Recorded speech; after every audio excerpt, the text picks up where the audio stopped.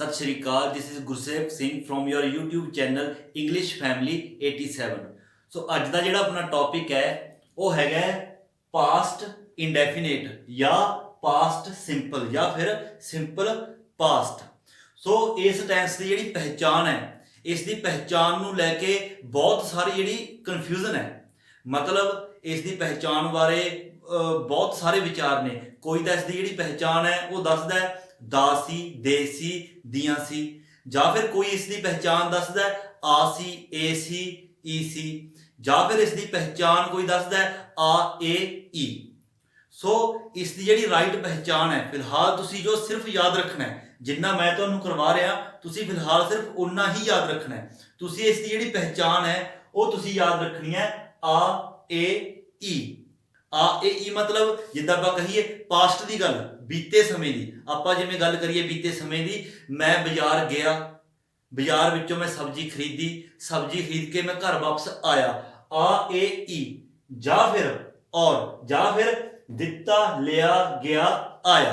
दिता लिया गया आया मतलब मैं उसनू किताब दिती, उसने मैनू पेन दिता, मैं उसके घर गया, वो मेरे घर आया। इस तरह जो किसी भी सेंटेंस के पिछे इस तरह आ, ए, ई तुहानू दिखे तो तुसी की है उत्थे पास्ट इंडेफिनेट जिहड़ा सेंटेंस है, पास्ट इंडेफिनेट टेंस है जिहड़ा, उस मुताबिक तुसी ने उस सेंटेंस नू बनाउणा है। सो बनाउण दा तरीका, अगे उसका स्ट्रक्चर। उस तरह आप इंटैरोगेटिव सॉरी अपना affirmative, negative, interrogative and interrogative plus negative, चारों ही तरीकों मुताबिक जिहड़े हैगे ने इसका स्ट्रक्चर जिहड़ा आपां बनावांगे। सब तो पहला जेकर तुहाडे लवे जिहड़ा सेंटेंस है वो ना तो नैगेटिव है ते ना ही इंटैरोगेटिव है, तो वो की है अफर्मेटिव है। तो तुसीं उसनू किस तरह बनाओगे? तो सब तो पहला सबजैक्ट प्लस वर्ब दी सैकंड फॉर्म। अफर्मेटिव दे विच पास्ट इंडेफिनेट दे अफर्मेटिव दे विच हमेशा सबजैक्ट प्लस वर्ब दी second form plus object. Verb दी सैकंड फॉर्म मतलब देखो जिद्दां अपने लवे हुंदे आ गो, वेंट, गॉन, तो तुसीं लाओगे वेंट। कम, केम, कम, तो तुसीं लाओगे केम। प्ले, प्लेड, प्लेड, जिहड़ी लास्ट दो फॉर्म ने सेम ने, तो लाओगे प्लेड, वर्ब दी सैकंड फॉर्म। और तुहानू इस तो पिछले जिहड़ा वीडियो लैक्चर है अपना प्रेजेंट इंडेफिनेट टेंस आपां कीता सी, उहदे विच मैं तुहानू सबजैक्ट, वर्ब अते ऑब्जेक्ट बारे दस दिता सी कि सबजैक्ट की हुंदा है, वर्ब की हुंदा है, ऑब्जेक्ट की हुंदा है। उस वीडियो लैक्चर दे विच तुसीं चंगी तरह इसनू समझ सकदे हो। फिर भी एक बार ओवरव्यू तुहानू फिर दस दिना।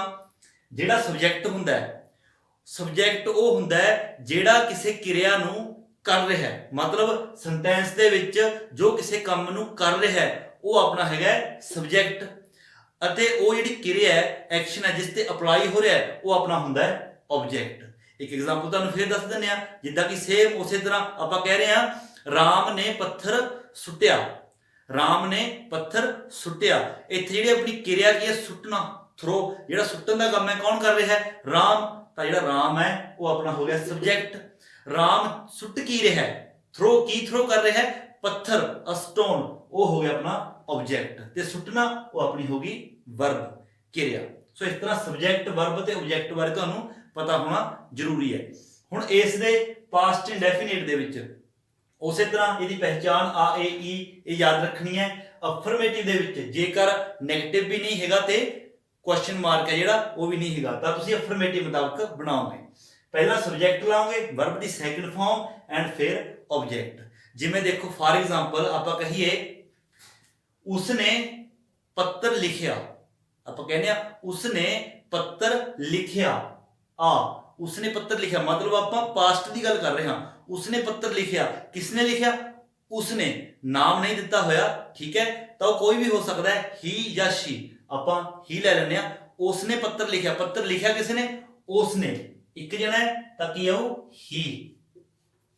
पहला आ गया अपना सबजैक्ट, फिर आओ वर्ब दी सैकंड फॉर्म, क्योंकि ना तो यह नैगेटिव है अते ना ही इंटैरोगेटिव है। आपां दस रहे हां उसने उसने पत्र लिखिया, ठीक है।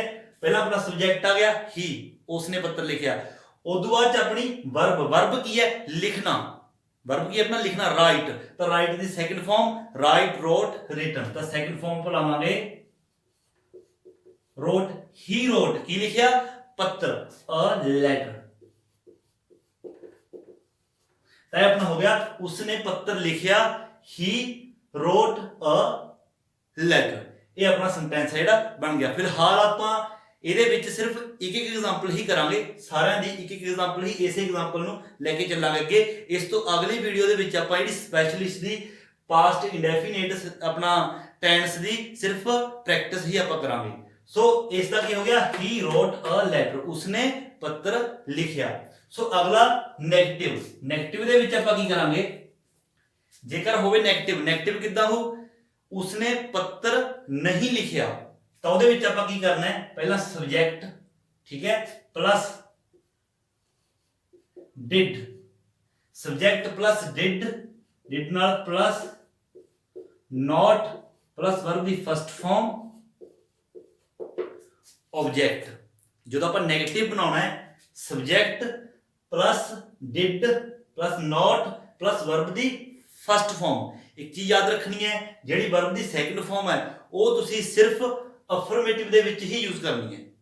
ਮਤਲਬ ਜਿਹੜਾ ਸੈਂਟੈਂਸ ਹੈ ਜੇਕਰ ਆਪਣਾ ਨੈਗੇਟਿਵ ਵੀ ਨਾ ਹੋਵੇ ਤੇ ਇੰਟਰੋਗੇਟਿਵ ਵੀ ਨਾ ਹੋਵੇ ਤਾਂ ਤੁਸੀਂ ਵਰਬ ਦੀ ਸੈਕੰਡ ਫਾਰਮ, ਉਸ ਤੋਂ ਬਾਅਦ ਵਾਲੇ ਜਿਹੜੇ ਤਿੰਨੋਂ ਹੀ ਸਟਰਕਚਰ ਨੇ ਵਰਬ ਦੀ ਫਸਟ ਫਾਰਮ, ਜਦੋਂ ਡਿਡ ਆ ਗਿਆ ਤਾਂ ਵਰਬ ਦੀ ਫਸਟ ਫਾਰਮ ਹੀ ਆਪਾਂ ਨੇ ਯੂਜ਼ ਕਰਨੀ ਹੈ। ਵੈਸੇ ਸਟਰਕਚਰ ਯਾਦ ਰੱਖਣਾ ਹੈ। ਤਾਂ ਨੈਗੇਟਿਵ ਦੇ ਵਿੱਚ ਸਬਜੈਕਟ ਡਿਡ ਨਾਟ, ਵਰਬ ਦੀ ਫਸਟ ਫਾਰਮ ਆਬਜੈਕਟ। ਜਿਸ ਤਰ੍ਹਾਂ ਕਿ ਉਹੀ ਆਪਣੀ ਐਗਜ਼ਾਮਪਲ ਦੇਖੋ, ਉਹਦੇ ਵਿੱਚ ਕੀ ਸੀ, ਉਸਨੇ ਪੱਤਰ ਲਿਖਿਆ, ਤਾਂ ਪਹਿਲੇ ਵਿੱਚ ਕਹਿੰਦੇ ਆ ਉਸਨੇ ਪੱਤਰ ਨਹੀਂ ਲਿਖਿਆ। ਆਪਾਂ ਪਾਸਟ ਦੀ ਗੱਲ ਕਰ ਰਹੇ ਹਾਂ ਕਿ ਉਸਨੇ ਪੱਤਰ ਨਹੀਂ ਲਿਖਿਆ, ਤਾਂ ਕੀ ਆਉ, ਸਬਜੈਕਟ। ਸਭ ਤੋਂ ਪਹਿਲਾਂ ਸਬਜੈਕਟ ਕੀ ਹੈ, ਹੀ, ਉਸਨੇ ਪੱਤਰ ਨਹੀਂ ਲਿਖਿਆ, ਹੀ ਡਿਡ नहीं लिखा नेगेटिव है, ही डिड नॉट लिखा, लिखना राइट, तो वर्ब दी फर्स्ट फॉर्म लिखांगे ਆਪਾਂ write, he did not write की नहीं लिखा पत्र, ऑब्जेक्ट हो गया पत्र, he did not write a letter, he did not write a letter. Next देखो, नेक्स्ट अपने कोल हैगा इंटरोगेटिव। जेकर अपने तो क्वेश्चन पूछा जा रहा है, देखो फर्स्ट ਦੇ ਵਿੱਚ ਕੀ ਸੀ, ਉਸਨੇ ਪੱਤਰ ਲਿਖਿਆ, ਨੈਗੇਟਿਵ ਹੋ ਗਿਆ ਉਸਨੇ ਪੱਤਰ ਨਹੀਂ ਲਿਖਿਆ, ਤੇ ਇੰਟਰੋਗੇਟਿਵ ਹੋ ਕਿ ਉਸਨੇ ਪੱਤਰ ਲਿਖਿਆ। ਇਹ ਪੁੱਛ ਰਿਹਾ ਹੈ ਕਿ ਉਸਨੇ ਪੱਤਰ ਲਿਖਿਆ, ਠੀਕ ਹੈ। ਤਾਂ ਫਿਰ ਤੁਸੀਂ ਕੀ ਕਰੋਗੇ, ਜਿਹੜਾ ਆਪਣਾ ਹੈਲਪਿੰਗ ਵਰਬ ਹੈ ਉਹ ਕੀ ਆਉ, ਅੱਗੇ ਆ ਜਾਊ, ਡਿਡ ਅੱਗੇ, ਸਭ ਤੋਂ ਪਹਿਲਾਂ ਕੀ ਆਉ, did plus subject plus verb ਦੀ ਫਸਟ ਫਾਰਮ प्लस ऑब्जेक्ट, ठीक है। कि उसने पत्र लिखिया, ये अपने तो क्वेश्चनिंग हो रही है, तो आप की बनावांगे, सब तो पहला देखो अपना की है, अपना सब तो पहला did, did plus subject, subject की है कि उसने पत्र लिखिया, सेम वही अपना सब्जेक्ट है ही, डिड ही वर्ब दी first form, did he write a letter, ਜਿਹੜਾ did ਹੈ ਬਸ ਸਿਰਫ ਆਪਾਂ ਅੱਗੇ ਲਿਖ ਦੇਣਾ, did he write a letter। And last ਦੇਖੋ, ਜੇਕਰ ਆਪਣਾ ਹੋਵੇ ਜਿਹੜਾ ਸੈਂਟੈਂਸ ਹੈ ਉਹ ਇੰਟਰੋਗੇਟਿਵ ਵੀ ਹੋਵੇ ਅਤੇ ਨੈਗੇਟਿਵ ਵੀ ਹੋਵੇ, ਉਹ ਕਿਸ ਤਰ੍ਹਾਂ ਹੋ, ਦੇਖੋ ਸ਼ੁਰੂ ਤੋਂ ਚੱਲੋ। ਸਭ ਤੋਂ ਪਹਿਲਾਂ ਕਿਸੇ ਅਫਰਮੇਟਿਵ, ਉਸਨੇ ਪੱਤਰ ਲਿਖਿਆ, ਨੈਗੇਟਿव आ गया, उसने पत्र नहीं लिखिया, कल्ला इंटरोगेटिव आ गया कि उसने पत्र लिखिया, इंटरोगेटिव प्लस नेगेटिव आ जाऊ कि उसने पत्र नहीं लिखिया। समझो इंटरोगेटिव है ना, इंटरोगेटिव दे विच की सी, कि उसने पत्र लिखिया, इंटरोगेटिव प्लस नेगेटिव कि उसने पत्र नहीं लिखिया, नाले इंटरोगेटिव है नाले नेगेटिव है, तां की है इहदा स्ट्रक्चर पहला did plus subject plus not, subject तो बाद नॉट प्लस वर्ब दी फर्स्ट फॉर्म प्लस ऑब्जेक्ट। करना की हुंदा है, ਜਦੋਂ ਆਪਾਂ ਇੰਟਰੋਗੇਟਿਵ ਕਰਦੇ ਹਾਂ ਕੋਈ ਵੀ ਸੈਂਟੈਂਸ, ਇੰਟਰੋਗੇਟਿਵ ਦਾ ਜਿਹੜਾ ਸਟਰਕਚਰ ਹੁੰਦਾ ਹੈ, ਇੰਟਰੋਗੇਟਿਵ ਦਾ ਜਿਹੜਾ ਸਟਰਕਚਰ ਹੁੰਦਾ ਹੈ, ਇੰਟਰੋਗੇਟਿਵ ਪਲਸ ਨੈਗੇਟਿਵ ਦਾ ਬਿਲਕੁਲ ਸੇਮ ਇਹੀ ਸਟਰਕਚਰ ਹੁੰਦਾ ਹੈ, ਸਿਰਫ ਜਿਹੜਾ ਇਕੱਲਾ ਨਾਟ ਹੈ ਆਪਾਂ ਨੇ ਉਹ ਲਾਉਣਾ ਹੁੰਦਾ ਹੈ। ਉਹ ਹਮੇਸ਼ਾ ਕੀ ਕਰਨਾ ਤੁਸੀਂ ਨੇ, ਜਦੋਂ ਇੰਟੈਰੋਗੇਟਿਵ ਹੈ, ਇੰਟੈਰੋਗੇਟਿਵ ਤੋਂ ਇੰਟੈਰੋਗੇਟਿਵ ਪਲੱਸ ਨੈਗੇਟਿਵ ਆਪਾਂ ਕਰਾਂਗੇ, ਸਿਰਫ ਇਕੱਲਾ ਨਾਟ ਲਗਾਉਣਾ ਹੈ ਅਤੇ ਉਹ ਸਬਜੈਕਟ ਤੋਂ ਬਾਅਦ, ਹਮੇਸ਼ਾ ਸਬਜੈਕਟ ਤੋਂ ਬਾਅਦ। ਤਾਂ ਕੀ ਹੈ, did plus subject, not verb ਦੀ first form, object question mark. ਹੁਣ ਇੱਥੇ ਆਪਾਂ ਕੀ ਕਰਾਂਗੇ, ਕੀ ਉਸਨੇ ਪੱਤਰ ਨਹੀਂ ਲਿਖਿਆ, ਸਭ ਤੋਂ ਪਹਿਲਾਂ did he not verb ਦੀ ਫਸਟ ਫਾਰਮ write a